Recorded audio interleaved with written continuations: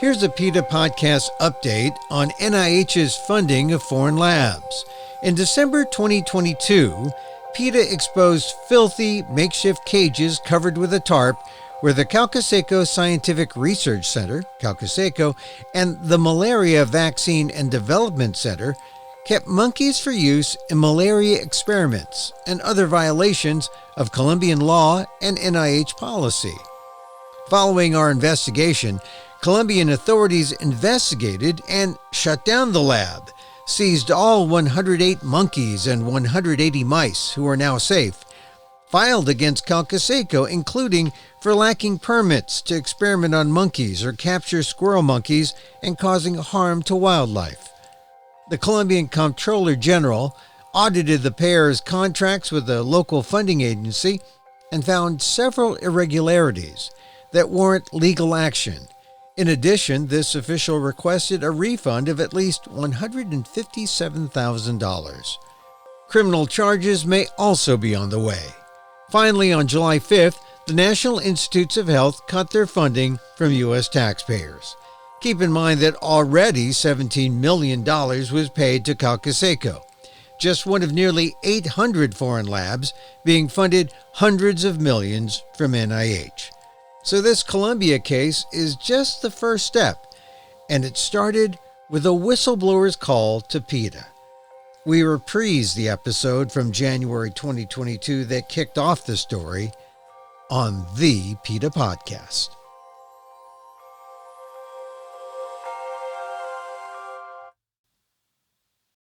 In 2022, there was nearly $300 million taxpayer dollars doled out by the National Institutes of Health all around the world. And when money goes to foreign countries, there's little to no oversight. PETA investigated one research facility in Colombia that allegedly abuses monkeys, NIH's funding of overseas research, and why it must stop now. Next on the PETA Podcast.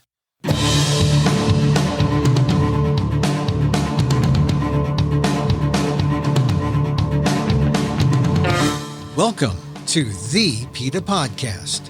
I'm Emil Guillermo, your host for this inside look at animal rights, brought to you by PETA, the largest animal rights organization in the world. On today's episode, in Colombia, South America, Caucaseco Scientific Research Center has been funded by the U.S.'s National Institutes of Health with more than $17 million. To do what exactly? Test on monkeys in order to find a malaria vaccine. But so far, it's created a nice income for the Colombian researchers, Socrates Herrera Valencia and his wife Miriam Arevalo Ramirez. No one at NIH has ever asked them to back up any of their research. Caucaseco Scientific Research Center has used the money to enrich itself more than global scientific knowledge. Certainly, there's no malaria vaccine. And there's no adherence to strict animal welfare laws as is required by NIH grant recipients in the U.S. But PETA has now documented cases of animal neglect and abuse by the experimenters, enough so that Colombian officials are trying to seize more than 120 monkeys from Caucaseco Scientific Research. And this is just one of the foreign research organizations getting part of nearly $300 million in NIH money. Dr. Magnolia Martinez, lead projects manager with PETA's Laboratory Investigations Department and a native of Colombia, took more than a year and a half to research and investigate the Caucaseco Scientific Research case. She talked to me about the investigation and what needs to be done now on the PETA Podcast. Dr. Magnolia Martinez, lead projects manager with PETA's Laboratory Investigations Department. Thank you very much for being with us on the PETA Podcast. Well, it's been about a year that you've been doing this investigation, huh? Yes, well, thank you for having me. That's right. It's been more than a year since we identified this organization in Colombia. And then a few months after that, we received an anonymous complaint from someone who just briefly described some terrible conditions that the monkeys can find there. And that's when I started gathering information from different entities, both in Colombia and here in the States. And that's how we start uncovering awful things that happen there. You work for PETA, but you're a native of Colombia. How is it that you found yourself involved with PETA? Well, I became vegan a long time ago, 2003 or something.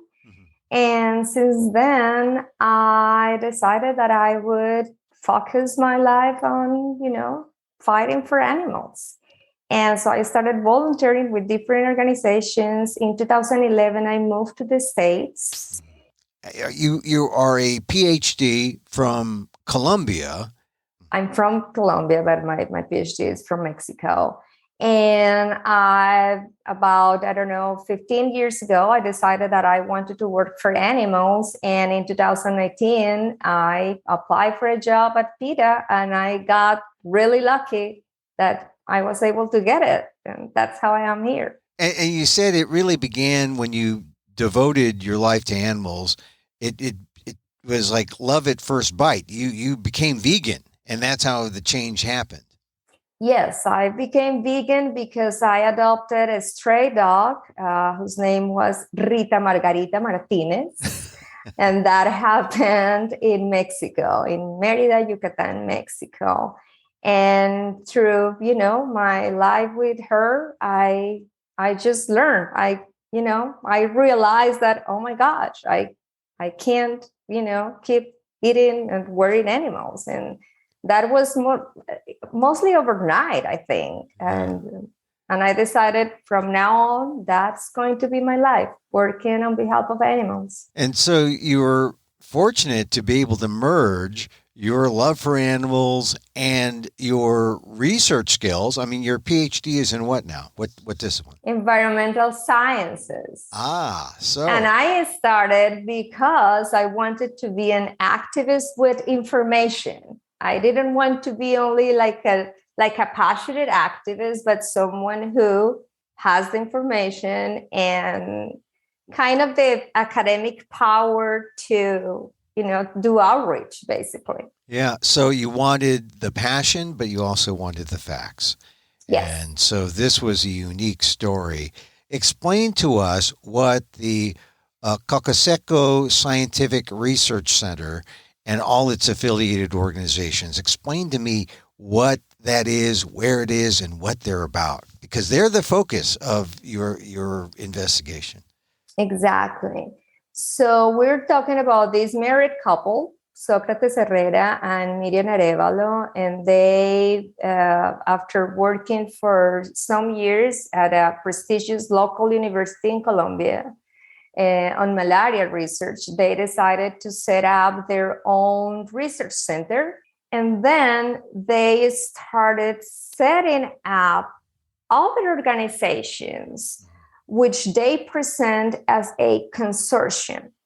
And they present this consortium as if it were a serious, let's say, university with different departments and things. But in reality, it seems to be only one operation managed by them. By this couple. And their name again?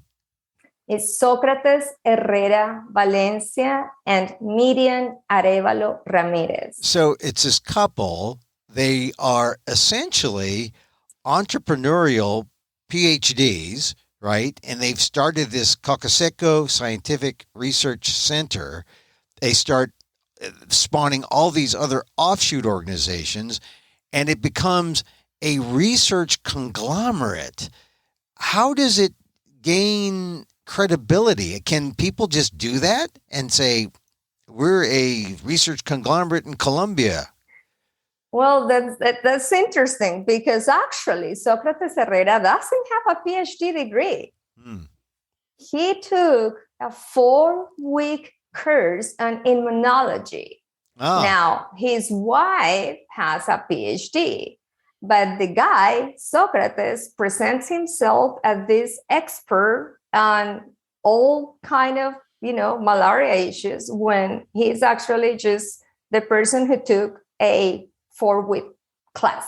All right. So I don't mean to make the PhD sound like, some like an elitist thing, but they do the work. Much more than a 4-week course. This guy, though, is selling himself. This guy, Socrates, is selling himself. And now, how did he get ties with the U.S. National Institutes of Health? And how did it become such a thing where it gets millions upon millions of dollars? Yes, he started his career at Universidad del Valle, which is a prestigious public university in Cali. Cali, Colombia, the capital of Valle del Cauca.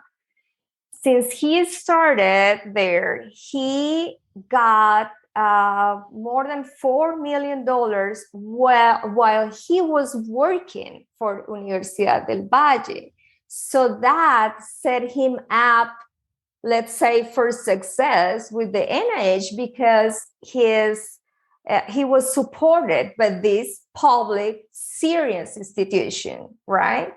It was the same with his wife. His wife retired from that university. She retired in 2018.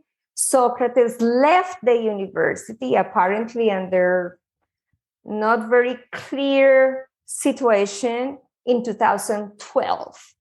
After that, after he left Universidad del Valle, so he started applying for grants under his own organizations.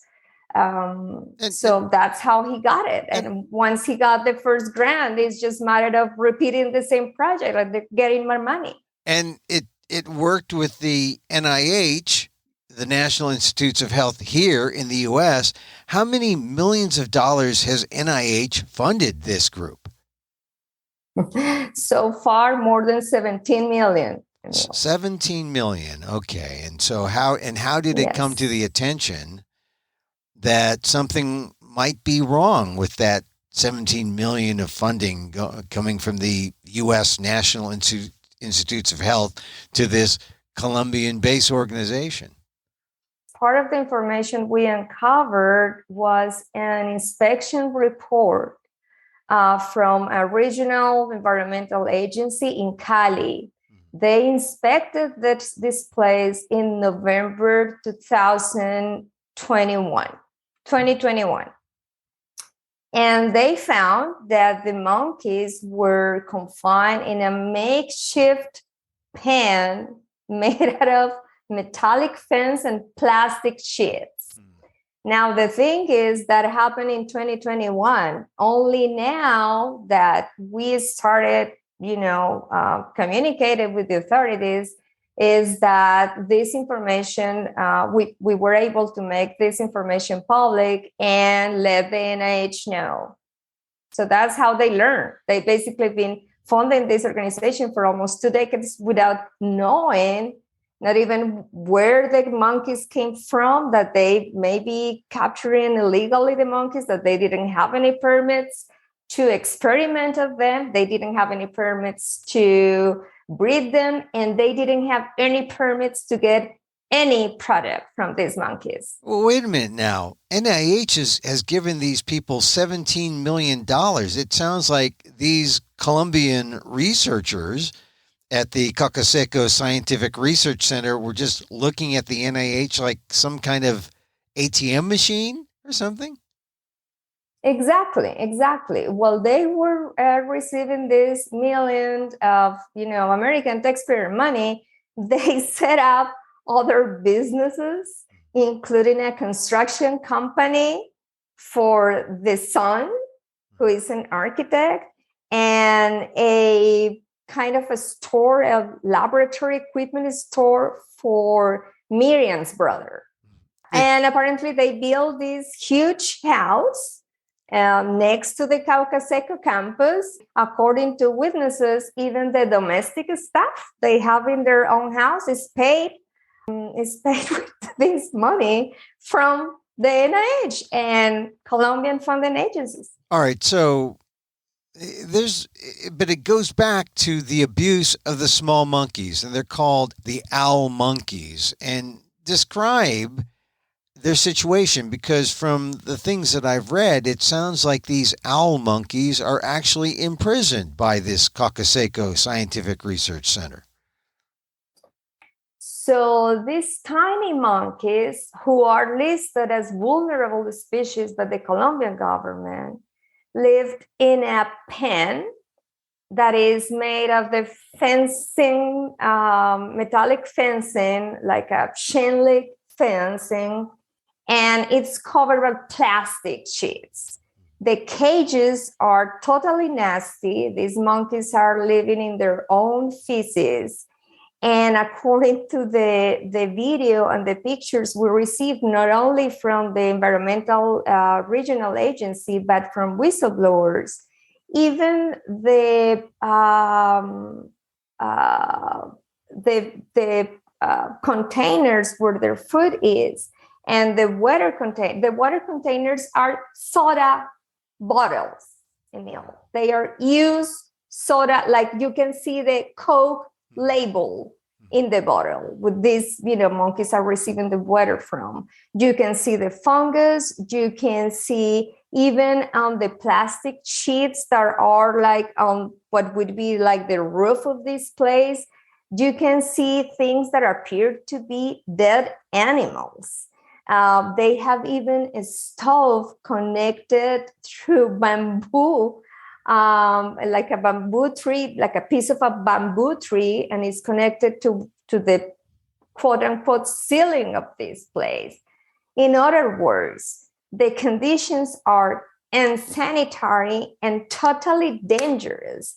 And what kind of results can these people obtain from any experiment performed with animals confined in these horrendous conditions? And yet, that's the assumption, that they are storing, or they're housing these animals for research.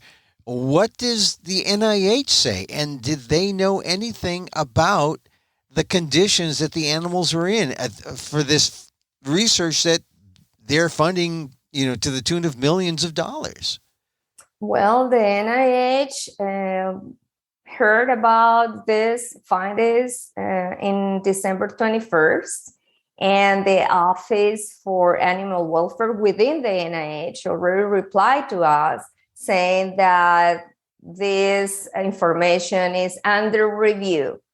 Now, they have Caucaseco has two grants with the National Institute of Allergy and Infectious Diseases. One of them, its budget was renewed on November 1st. The second one should have been renewed on January 1st.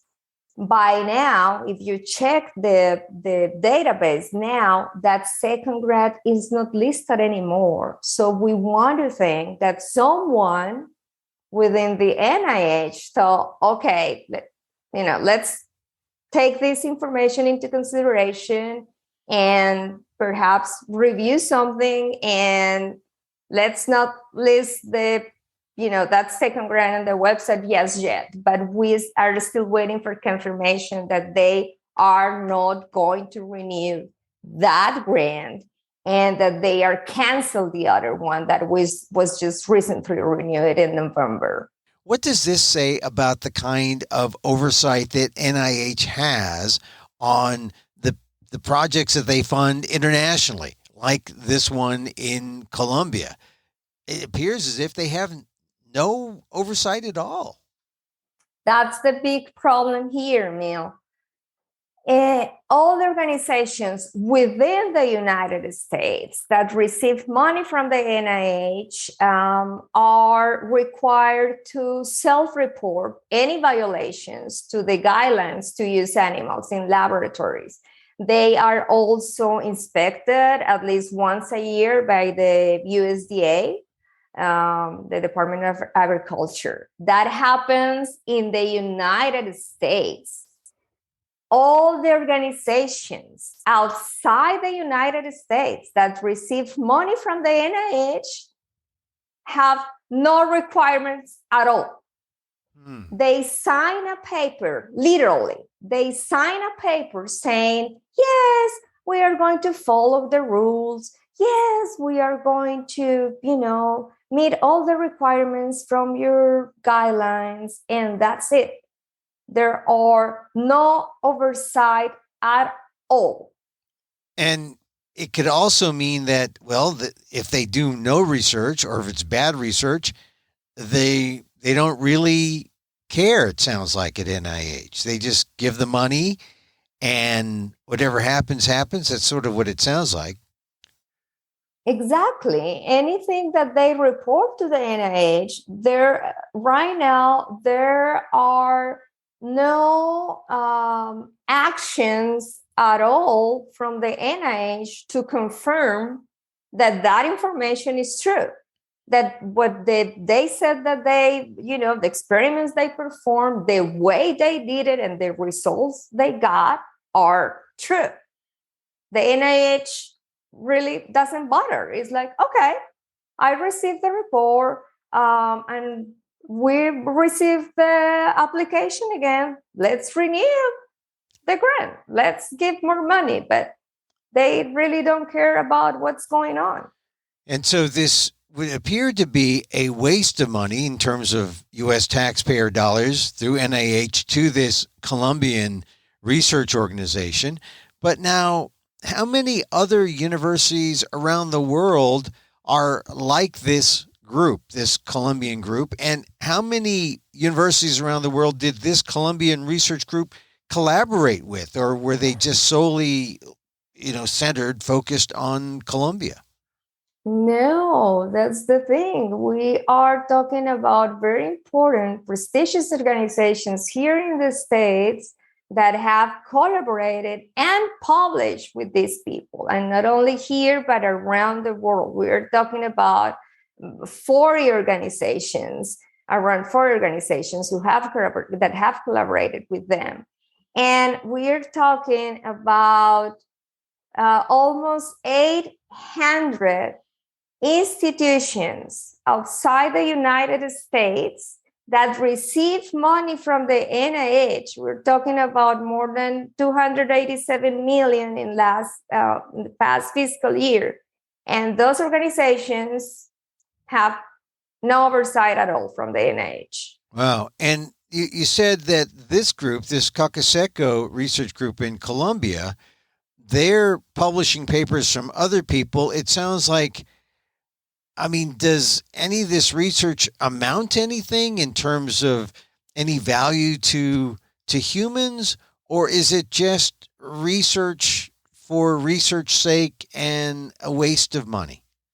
It's totally a waste of money. They are supposed to they were set up to create a malaria vaccine that doesn't exist. And the way for them to keep receiving money is to prove, quote unquote, prove that they are doing something. And the way to prove in this, experimenters world is to publish. So if the information they publish is true or isn't, no one really is paying attention to that. The goal is to publish. And who pays attention to the monkeys that they research on? Exactly. No one is doing their job. Just the environmental agency that knew the terrible conditions more than a year ago, just now is trying to take custody of these monkeys, as we speak. Well, what did the people at Caucaseco Scientific Research Center at Columbia say to the stories that have come out because of your investigation, and what have they said to you? Have they said anything like, "Oh no, you're just wrong about your assumptions or your assessments about our experiments"? What do they say? They have said nothing to me directly. Herrera released a statement to the reporter who, tried to interview him, a reporter from the New York Post. And there he said that yes, that he's open to any, to more oversight, that is all for transparency and research, and that the NIH, that he is almost like it, he has the freedom to pay to his staff like much less money that he said he would in the grant applications, because not all the staff is really qualified to do their job, so he can pay them less. So he is just continuing on saying that, well, I'm funded by NIH, and he's getting credibility from other organizations that publish with him, and only PETA and through its investigation. But there now are other people who are questioning how good this, or how valuable this Caucaseco Scientific Research Center is. Tell me about the different investigations now that have been launched in Colombia. Yes, there are 3 different investigations going on. We have the Office of the Attorney General investigating them for crimes against the emotional and physical health of the monkeys. Also, they are investigating also the actions or inaction of some agency in Colombia. The second investigation has been launched by the Regional Environmental Agency. They had already taken action, and they are right now, as we speak, looking into taking custody of these monkeys.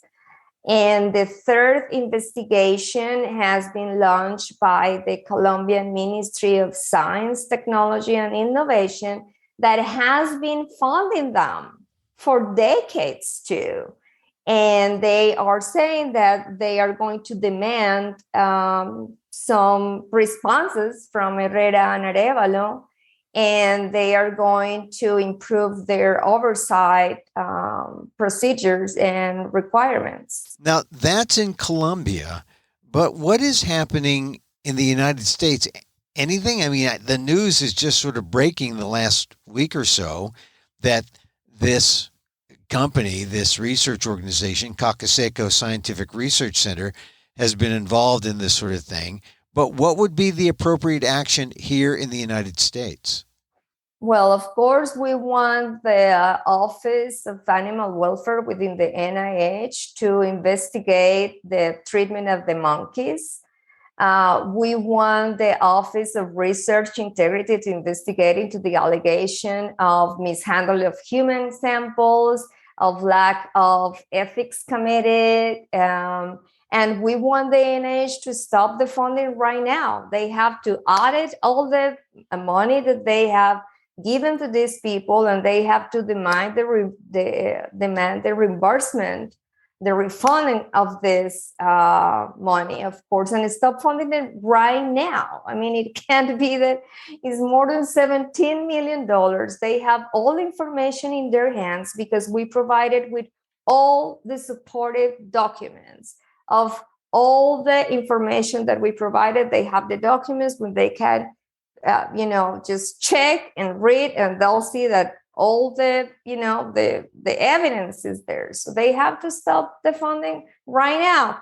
And beyond that, we need the NIH to have a policy in place to get some oversight for foreign institutions that are receiving money from them. How serious is that? That foreign monies to foreign organizations, research organizations. How serious is that, and why should Americans be concerned with that?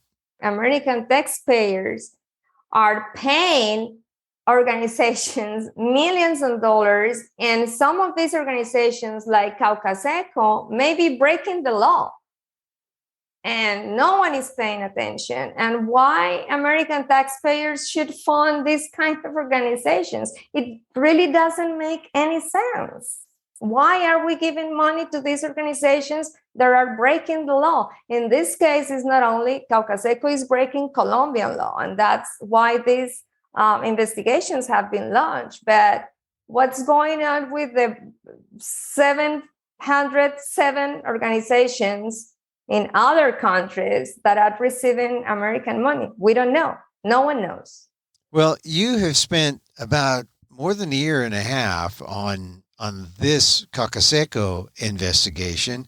How does it feel now at this point? Still more to be done, do you feel? Or do you feel like you've put out information so that the officials in certainly Colombia, but in the U.S. can now take action and should take action? How does it feel at this point for you, the original initial investigator? This is just the beginning, Emil. This is just one case in one country. There are many more, hundreds more organizations outside the United States that are receiving money and that no one knows how they are using this money. For those organizations that are experimenting of animals, our goal, of course, is to stop the funding right now, just because there are no requirements. There is no oversight at all. So this is just the beginning. The hope would be that Congress, intervenes and the NIH policy on foreign institutions changes now. That's what we need to happen. They have to have a policy in place to stop the funding or to improve oversight. And if they do that, stop the funding, improve the oversight, I guess it'll mean a better life for the monkeys, the owl monkeys, huh? Well, yeah, in this case, as I said before, as we speak, the authorities in Colombia are looking into rescuing these 127 owl monkeys. But this is just these monkeys, Emil. Just imagine the hundreds of animals in other institutions around the world that are receiving American money. We don't know. We don't know. And of course, based on what we're exposed on Caucaseco, we can imagine the worst, really. Yeah. Dr. Magnolia Martinez, lead projects manager with PETA's Laboratory Investigations Department, talking about her research with Caucaseco Scientific Research Center, exposing them for what they have done. Dr. Magnolia Martinez, thank you very much for being on the PETA podcast. Thank you for having me, Emil. And we'll continue to follow your efforts as we see what happens. We found where the money trail is. We'll see if we can affect some kind of action from NIH at the very least. That's the goal, yes.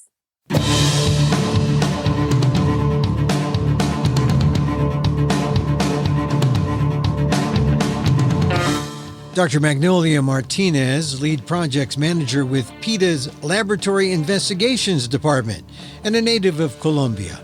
Took more than a year and a half to research and investigate the Caucaseco Scientific Research case. And now there's a call to shut down NIH funding of research at foreign research organizations.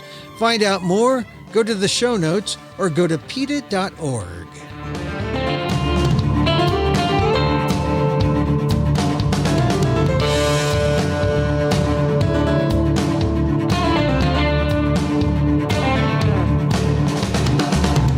And that's our show for today. Thank you for listening. Don't forget to send the link of this show to your friends. Tell them you like the PETA podcast. You can contact us at PETA.org. You can find me on Twitter at Emil Amok, EMILAMOK, or see my vlog at amok.com, or see my work at ALDEF, the Asian American Legal Defense and Education Fund. That's ALDEF, AALDEF.org/blog. Once again, thank you for listening. Check out all our episodes on your favorite podcast app or on Apple Podcasts, where you can subscribe to, as well as rate and review the show. It helps get the word out about the issues you care about. Our music is provided by Carbon Works. Check them out on YouTube. And join us again next time for more insight into animal rights and the fight for a cruelty-free world on the PETA Podcast. I'm Emil Guillermo.